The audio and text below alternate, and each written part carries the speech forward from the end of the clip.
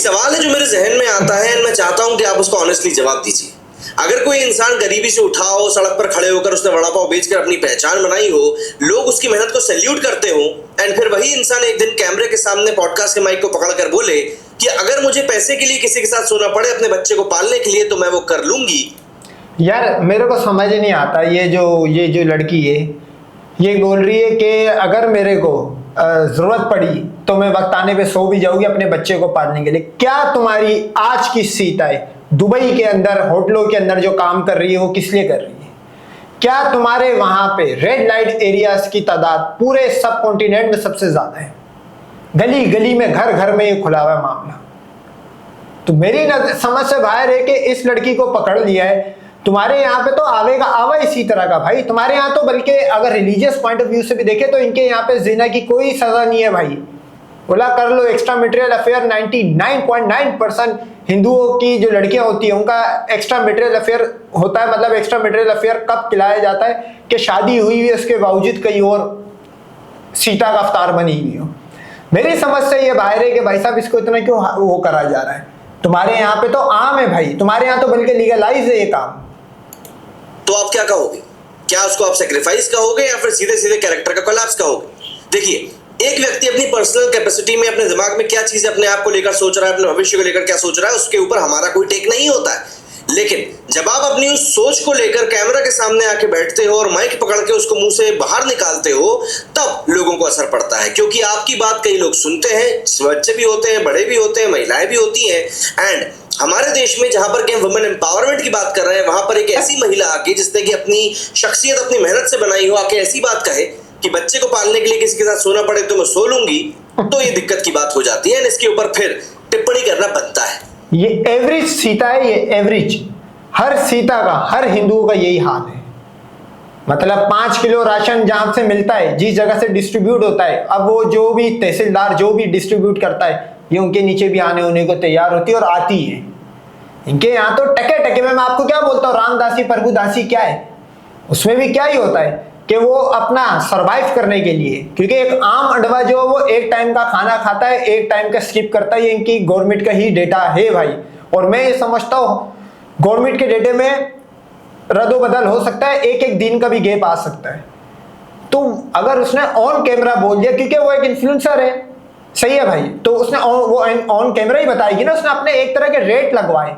अब देखो यहाँ से जो अमीर लोग होंगे उनके कान में इसने सॉफ्ट तरीके से बात डाल दी है कि हाँ भाई तू पैसा दिखा, हाँ नोट दिखा तो ये टांगे ऊपर करने वाली ही है।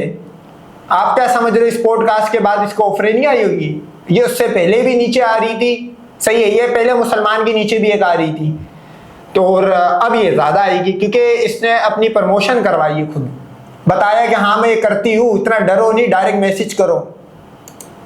दोस्तों, यहाँ पर मैं आपको ये कोई हाइपोथेटिकल कहानी नहीं बता रहा हूँ, बल्कि ये स्टेटमेंट आया है चंद्रिका दीक्षित से, जिसे सोशल मीडिया पर लोग वड़ा पाव गर्ल के नाम से भी जानते हैं। एक वक्त पर स्टोरी इनकी क्या थी? दिल्ली की सड़कों पर एक लड़की, छोटा सा स्टॉल, गर्मा गर्म वड़ा पाव और एक मिडिल क्लास स्ट्रगल की कहानी। परफेक्ट सेटअप सपोर्ट करने के लिए, इसीलिए लोगों ने सपोर्ट भी किया, वीडियोस भी वायरल हुए, मीडिया ने कवरेज दिया, इन्फ्लुएंसर्स ने लगातार शाउट आउट दिया। मतलब इनके ठेले पे ऐसा एक दिन नहीं जाता था जिस दिन इनका कोई ड्रामा ना क्रिएट हो। और धीरे धीरे वड़ा पाव फिर एक ब्रांड। आप नोट करो, इसने राम का झंडा लगाया हुआ है भाई। ये इनके यहाँ पे जो राम और सीता इन शैतानों को फॉलो करेगा भाई, वो इसी तरह के शैतानी काम करेगा। ये देखो, ये जसासा की इसने यहाँ पे वो लगाई हुई, ये कोई भगवान है इनका? ये भगवान है भाई, इसका मेला लगता है, जबान निकालने वाला, इसमें बकरों की बलि दी जाती है, ये उस भगवान की पिक्चर है। इसी तरह का प्रोडक्ट निकलेगा भाई, आम के पेड़ से केला नहीं उगा है। वड़ा पाव फिर एक ब्रांड भी बन गया। यानी कहानी सिंपल थी, ऑनेस्ट लेबर से फेम तक की कहानी। लेकिन अब वही लड़की कैमरा के सामने बोल रही है कि पैसे के लिए किसी के साथ सोना पड़े तो मैं रेडी हूं। और मैं इस बात के ऊपर सीधा बोलूंगा कि ये कोई बोल्ड स्टेटमेंट नहीं है, बल्कि एक घिनौना स्टेटमेंट है। एंड सबसे बड़ा सवाल, क्यों? जरूरत क्या है भाई? तुम्हारी आइडेंटिटी क्या थी? वड़ा पाव वाली। तो फिर उसको क्या हुआ? क्या आपके वड़ा पाव जो थे वो अब टेस्ट उनका खत्म हो गया? क्या आपका तवा जल गया? या वो गैस खत्म हो गई, एलपीजी सिलेंडर नहीं मिल रहा? या फिर आलू दुनिया से एक्सटेंट हो गया है और धनिया तुमको मिलना बंद हो गया है, बेसन पिस्ता बंद हो गया है? या फिर प्रॉब्लम कुछ और बन चुकी है? दरअसल प्रॉब्लम यह है कि वायरल फेम इंसान को मेहनत से एलर्जिक बना देता है। आपको फिर मेहनत करने का मन नहीं करता। जब एक बार कैमरा की आदत आपको पड़ जाती है ना, तो फिर काम कोई भी हो जिसमें आपको थोड़ा बहुत भी हाथ पांव हिलाना पड़े वो आपको छोटा लगने लगता है।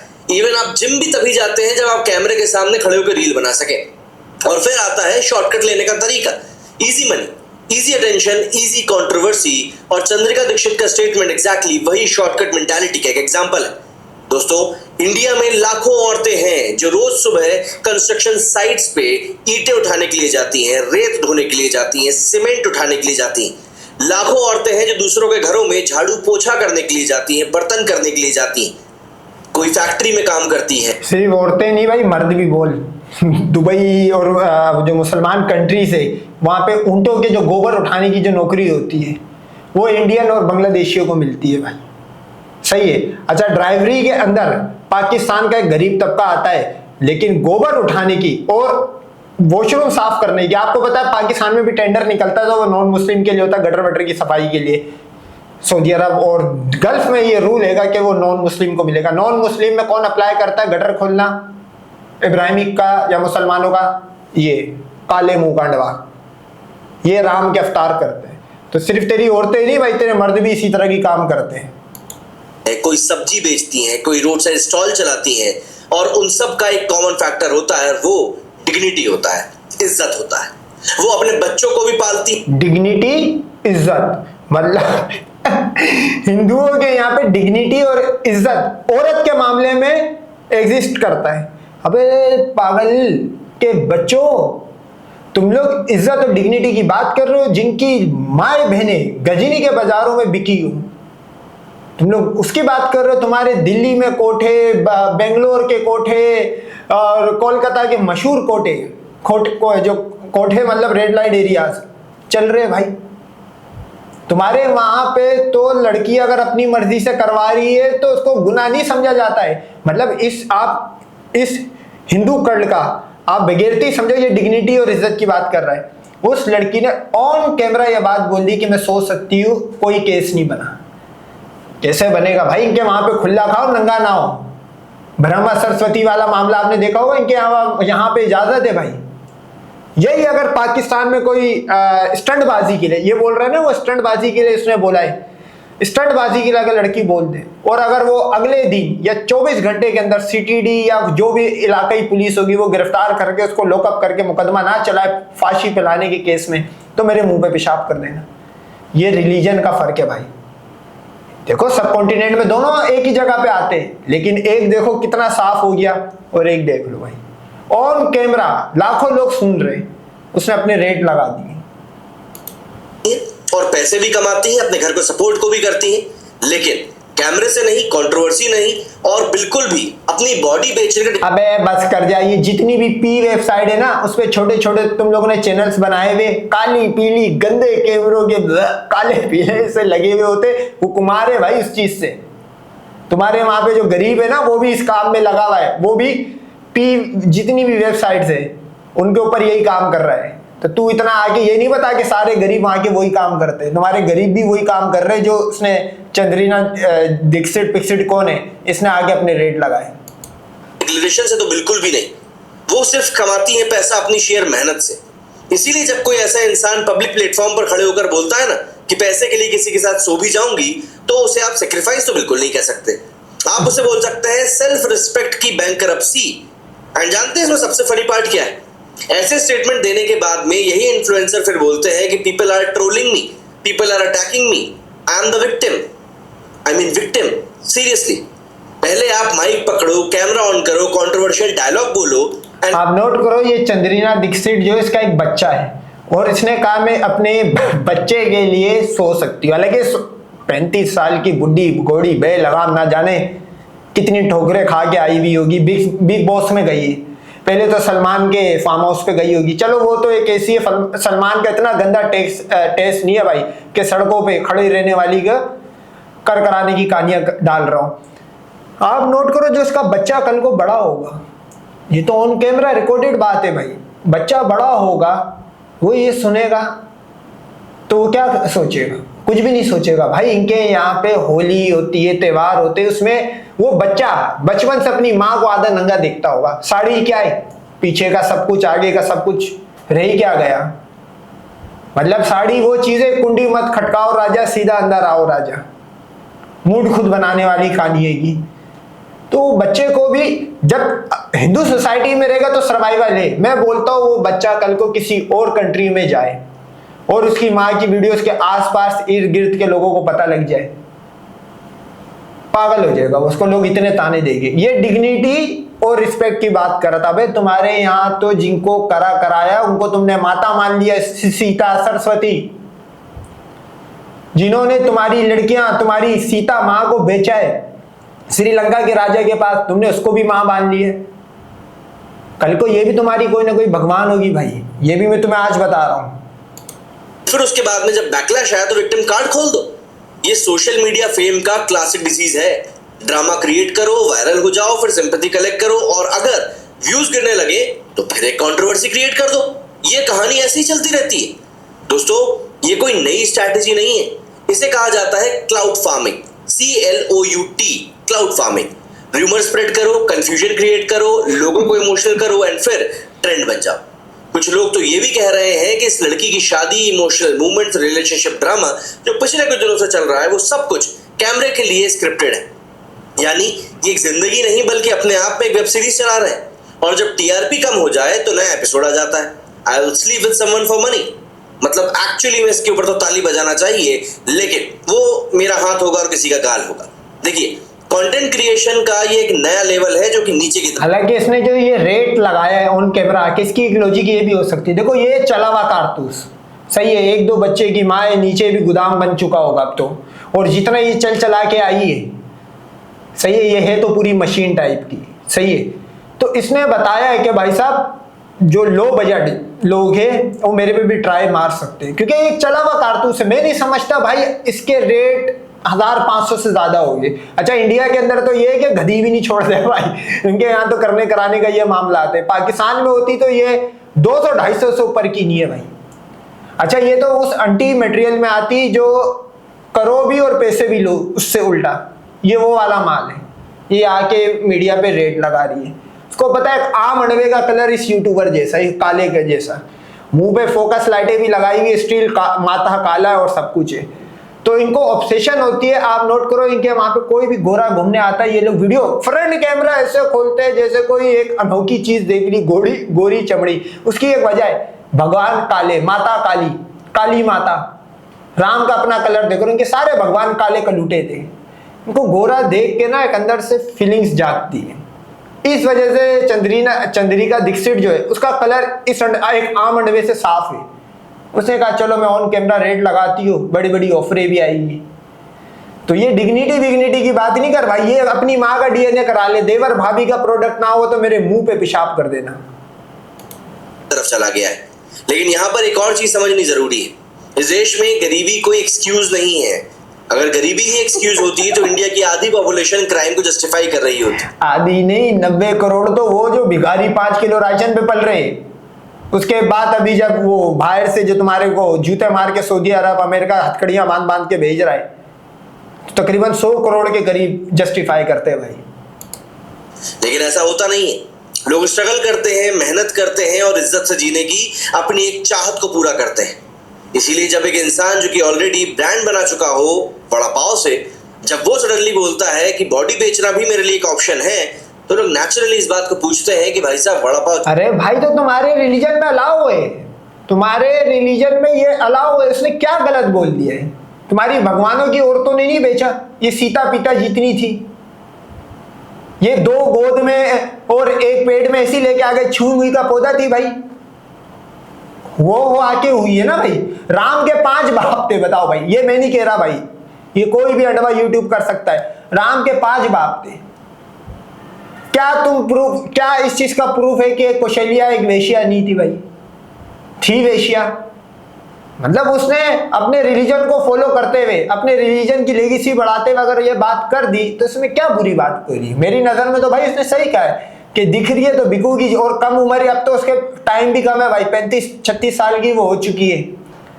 1-2 बच्चे की माँ, गोदाम नीचे का बन चुका है, पीछे कुआं, आगे खाई है भाई। अब वो जितना मैक्सिमाइज उसको कैश कर सकती है वो कर लेगी। चलने लगी क्या? कल तक जिसे तुम एम्पावरमेंट की स्टोरी बोल रहे थे, आज वही तुम्हें इंसल्ट लगने लगी। क्यों? क्योंकि कैमरा के सामने कंट्रोवर्सी ज्यादा बिकती है। एंड यहाँ एक और एंगल है, इस स्टेटमेंट में एक बच्चा भी इन्वॉल्व है। And honestly God protect that child. अच्छा, अगर उसको तो आर का बच्चा अगर कोई ऐसी बोल भी दे तो वो तो जस्टिफाई है भाई, क्योंकि उसकी माँ ऑन कैमरा आके इस चीज को एडमिट कर रही है कि हाँ, बच्चे की रक्षा भगवान ही करे। क्योंकि जब एक माँ पब्लिक में खड़े होकर इस तरह भगवान कर रहा है तो उसके ये हालात है, उसकी माँ ओपन आके बोल रही है कि ये बच्चा भी आर का ही है। ये इन 33 कोटियों की देन है भाई, ये भगवान ने उनको इस देहाने पहुंचा दिया है। के स्टेटमेंट्स देती है कि मैं पैसे के लिए किसी के साथ सो भी जाऊंगी, तो ये सिर्फ उसकी पर्सनल चॉइस नहीं होती, बल्कि एक सोशल मैसेज बन जाता है। एंड वो मैसेज क्या होता है कि easy money is much more greater than dignity. और अगर सोसाइटी में ये माइंडसेट नॉर्मल हो गया तो फिर कल को कोई भी उठ के बोल सकेगा क्राइम तो सर्वाइवल है, फ्रॉड भी सर्वाइवल है, स्कैम भी सर्वाइवल है, इमोर्टैलिटी भी सर्वाइवल है। इसीलिए स्कैम हब इंडिया सबसे बड़ा है, तो तुम्हारे वहां पे है, सब कुछ है भाई। वक्त आने पे तुम लोग ने अपनी बहन बेटियां बेची थी मुसलमानों के, तुम लोगों ने मुसलमानों के पास जॉब करने के लिए, जब राज कर रहे थे, जब तुम गुलाम थे, तुम अपने घर की लड़कियां ला के बेचते थे। भाई तुम लोग वक्त आने पे कुछ भी करते हो। तू यहाँ पे आके इतना इंटेलेक्चुअल नहीं बन, तू अपनी सिर्फ हिस्ट्री पढ़ लेगा ना तो तू पूरा नंगा हो जाएगा। लोग अब इस बात के ऊपर रिएक्ट कर रहे हैं, एंड करना भी चाहिए, क्यों ना करें भाई। क्योंकि अगर आप हर एक बकवास स्टेटमेंट को एम्पावरमेंट का लेबल लगा दोगे तो फिर मोरालिटी का कॉन्सेप्ट ही पूरी तरीके से खत्म हो जाएगा। एंड इसके बाद कुछ लोग बोलते हैं कि डोंट जज है। मैं बोलता हूं जज क्यों ना करें। पब्लिक प्लेटफॉर्म पर आप स्टेटमेंट देते हो, पब्लिक रिएक्शन तो इसके ऊपर आएगा ही ना। फ्रीडम ऑफ स्पीच का मतलब ये नहीं होता कि कॉन्सिक्वेंसेस फ्री हो जाते हैं। एंड यहाँ पर एक और इंटरेस्टिंग चीज है, ऐसे इन्फ्लुएंसर्स जब वायरल होते हैं ना तो उन्हें वायरल करता कौन है? ऑडियंस। मतलब हम, अगर हम शेयर करना इनको बंद कर देंगे तो कल से ये इस तरह का घटिया तरीन ड्रामा भी बंद हो जाएगा। सिंपल सी बात है, ना माइक मिलेगा, ना कैमरा मिलेगा, ना कंट्रोवर्सी हो पाएगी। एंड फिर पता चलेगा कि रियल वर्ल्ड में वड़ा पाव ही बेचना पड़ेगा। एंड शायद वही बेस्ट ऑफ। ये लो अब्दुल के नीचे भी आ रहे भाई। इनकी लड़कियों की सिंपिंग मुसलमान लड़कों से होती है।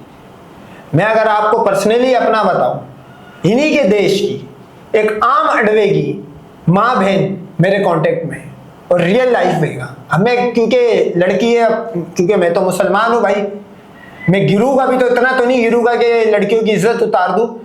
तो मेरे कांटेक्ट में, और मैं ओपन आपके सामने सीता के कपड़े उतारता हूं, और उसमें से मैं आपको लिख के देता हूं 5 के करीब ऐसी सीताएं मौजूद है जो अपना रिलीजन चेंज करने को तैयार है। क्योंकि मेरा मोटिव रिलीजन चेंज करना तो है नहीं भाई। इंडिया में तू रहती है, ज्यादा अप डाउन उतारने का ही काम हो सकता है, और क्या हो सकता है। ना मुझे वहां का वीजा मिलेगा, ना उसको यहाँ का वीजा मिलेगा। तो इनकी जो लड़कियां होती है वो दिन रात सोशल मीडिया पे अब्दुल के अगेंस्ट लिखते रहती है, लेकिन इसकी तलाश में अपना रिलीजन भी चेंज कर रही होती है। तो इससे ये साबित होता है इनका रिलीजन जो है ना वो इसी चीज पे बेस हैगा। वो लड़की को भी पता हमारे रिलीजन में कितनी इज्जत है। लड़कियों को जलाने का इनके भगवानों के दौर में होता था भाई। सीता इनकी माता को आग पे उठा के फेंक दिया। वर्जिनिटी चेक करने का पहले मेडिकल, पहले जब तक ये चेक करने का औजार नहीं आया था या साइंस ने इसी तरक्की नहीं करी थी तो आग पे फेंका जाता था। तो ये सिर्फ अपनी फैमिली से मतलब बगावत ना हो इस वजह से ये कल्ट फॉलो करती है। देखो 2 पैसा आया, आ गई अब्दुल के नीचे। अब ये वो अब्दुल होगा जो जिसने जिंदगी भर गोश्त खाया होगा। ये ब्राह्मण लड़की है भाई। अब ये गाय का मूत और गोबर खाते, ब्राह्मण लोग जो है वो गाय का मूत और गोबर खाते। इवन जो राजपूत हिंदू है वो भी गोबर मूत नहीं पिएगा। दलित पलित भी, दलित 1 नंबर का पलित होता है, काला हबशी होता है, भंगी होता है, शुदर भंगी होता है, वो भी मूत नहीं पिएगा, सुअर खाएगा। राजपूत हिंदू सुअर खाता है। ये गाय का मूत और गोबर खाने वाली किसके, जो जिसको ये गाय मानती है उसको खाने वाली के पास आ रही है। बताओ, इनकी लड़कियों का यही हाल है भाई। किसी को अब्दुल छोड़ जाए तो वो सोशल मीडिया पर आके इस्लाम के अगेंस्ट भौंकने लग जाती है, अपनी फ्रस्ट्रेशन निकालती है। तो मेरी समझ से बाहर है भाई, इस्लाम को उसमें क्या लेना देना अगर वो लड़के ने गलत करा है। ऑप्शन भी, और मैं आपको बता रहा हूँ कि वड़ा पाव बेचना कोई छोटा मोटा काम नहीं होता है। एक स्ट्रीट वेंडर जो कि अच्छा खासे तरीके से वड़ा पाव बनाकर बेचता है ना, वो भी महीने का इतना कमा लेता है कि उसका घर आराम से चलता है। और ये बात मैं इसीलिए कह रहा हूँ क्योंकि मेहनत में शर्म नहीं होती, शर्म होती है सेल्फ रिस्पेक्ट बेचने में।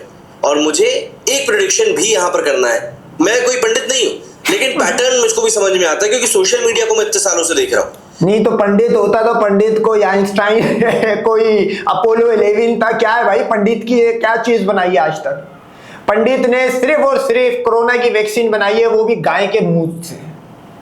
पंडित को तो उसने ऐसे बोल दिया जैसे उसने कोई अपना न्यूक्लियर बॉम्ब बना दिया था, कोई फ्लाइंग कारें बना के घूम रहा है। क्या है पंडित भाई? पंडित की एक इनोवेशन बता मुझे, 33 करोड़ भगवान की एक इनोवेशन बता मुझे, या एक मिरेकल बता। पंडित ही नहीं है, तो पंडित होता भी तो तू क्या ही करता भाई? ऐसे वायरल फेम वाले लोग 5 साल बाद यूजुअली ना रानू मंडल टाइप की कहानी बन जाते हैं। एक वायरल मूवमेंट मिलता है, फिर कंट्रोवर्सी होती है, फिर ओवर एक्सपोजर हो जाता है, एंड देन वो लोग इररिलेवेंट हो जाते हैं। हिस्ट्री में ऐसे एग्जांपल्स भरे पड़े हुए हैं जिनको आप ढूंढने जाएंगे तो आपको भर भर के मिलेंगे। इंटरनेट आज आपको उठाता है, लेकिन कल वही इंटरनेट आपको इग्नोर करना भी शुरू कर देता है। इसीलिए फेम को संभालना पड़ता है, लेकिन जब फेम को ही शॉर्टकट का टूल बना दिया जाए तो डाउनफॉल सिर्फ टाइम का सवाल होता है, सिर्फ टाइम का। कब शुरू हो जाएगा आपको खुद भी समझ में नहीं आएगा। एंड देखिए, अबे चल बे, तू तो मोटिवेशनल स्पीकर बनी है, फजूल की बातें कर रहा है। मतलब तू अब लोगों को समझाएगा, तेरी खुद की एकेडमिक एजुकेशन कोई 12 जमात से तू ऊपर का होगा नहीं। 5 किलो राशन तेरे को इस ध्यान ही ले आया।